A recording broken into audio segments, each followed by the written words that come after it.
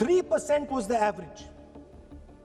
અમેરિકાનો Bharat tariff સરેરાશ 3% હતો, જે હવે વધીને 18% થઈ ગયો, 6 ગણો વધારો. અમેરિકાથી આયાત $46 અબજથી વધીને $146 અબજ થવાની છે. તમે આપણા બજેટની વાત કરી રહ્યા છો? આ હાસ્યાસ્પદ છે. આ તદ્દન હાસ્યાસ્પદ છે. અને તેમની આપણા પ્રત્યે કોઈ પ્રતિબદ્ધતા નથી. આપણી તેમના પ્રત્યે પ્રતિબદ્ધતા છે. આપણે આયાતમાં વાર્ષિક $100 અબજ ઉમેરવા જઈ રહ્યા છીએ.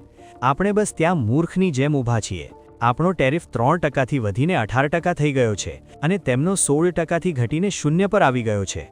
હું સમજું છું કે અહીં સામે પક્ષે બેઠેલા લોકો આપણા દેશની રક્ષા કરવા માંગે છે, આપણા ડેટાનું મૂલ્ય સમજે છે. હું એમ પણ માનું છું કે વડાપ્રધાન સમજે છે કે ભારતની સૌથી મોટી સંપત્તિ તેના લોકો છે અને પરિણામે તેનો ડેટા છે. હું એક સેકન્ડ માટે પણ એવું નથી માનતો કે વડાપ્રધાન આ વાત નથી સમજતા.